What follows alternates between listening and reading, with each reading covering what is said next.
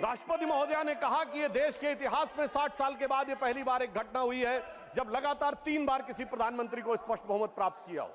और जिस समय महामहिम राष्ट्रपति महोदया ने यह शब्द बोला था, हम सबको ध्यान है, सबसे अनेक विपक्षी सदस्यों ने अपनी अपनी सीट पर आवाजें करते हुए इसका प्रतिवाद किया था। संभवतः उनके मन में इस बात के लिए स्वीकार्यता नहीं हो पा रही थी कि यह कैसे हो गया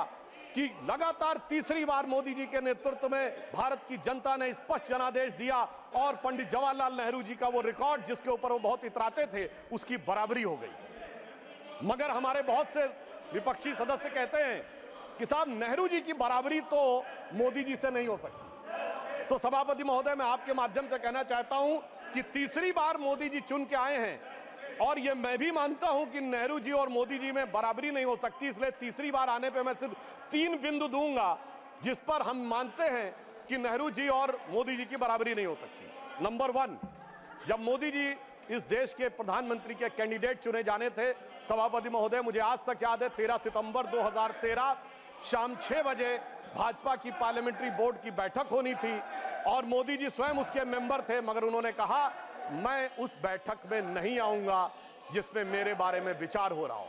यह होता है नैतिकता के आधार के ऊपर निर्णय। और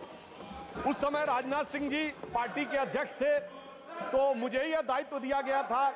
कि मैं मोदी जी को रिसीव करके अध्यक्ष के कमरे में बैठा लूं और जब बैठक समाप्त हो जाए तो सब एक साथ जाएंगे प्रेस कॉन्फ्रेंस में घोषित करने के लिए।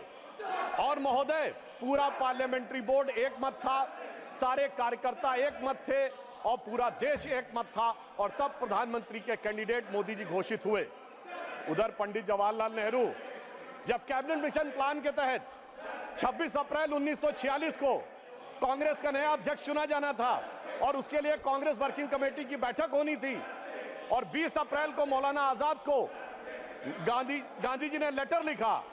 कि आप अपना नामांकन वापस ले लीजिए और मैं चाहता हूं कि नेहरू जी प्रधानमंत्री बने। परंतु इसके बावजूद उस बैठक के अंदर क्या हुआ, इसका रिकॉर्ड आचार्य कृपलानी ने अपनी किताब Gandhi his life and thought, Maulana Azad ने अपनी किताब India wins freedom, Rajmohan Gandhi ने अपनी किताब सरदार पटेल और उस समय के सबसे प्रख्यात पत्रकार दुर्गादास ने अपनी किताब India from Curzon to Nehru and thereafter में लिखा है कि 1 वोट मिला पट्टाभी रमैया को और शायद 1 या 2 वोट मिले आचार्य कृपलानी को, शेष सारे वोट मिले सरदार पटेल को और 0 वोट मिले जवाहरलाल नेहरू जी को। वाकई कैसे तुलना हो सकती है? सर्वसम्मति से प्रधानमंत्री के कैंडिडेट बनने वाले मोदी जी और 0 वोट पाकर प्रधानमंत्री के कैंडिडेट बनने वाले सरदार हमारे नेहरू जी। एक वो नेता जिसको पूरे देश ने नेता माना, एक वो नेता जिसको उसकी पार्टी में किसी ने नेता नहीं माना। इसलिए वाकई तुलना नहीं हो सकती। बल्कि मैं तो कहना चाहूंगा, आज खड़गे जी अध्यक्ष बनना था तो सोनिया गांधी जी की इच्छा थी तो सारे डेलीगेट्स ने खड़गे जी को वोट कर दिया और शशि थरूर जी ने नामांकन वापस कर लिया। उस समय गांधी जी की इच्छा के बावजूद किसी ने नेहरू जी को वोट नहीं किया, तो मैं कह सकता हूं आज खड़गे जी की स्थिति उस समय के नेहरू जी से बेहतर है।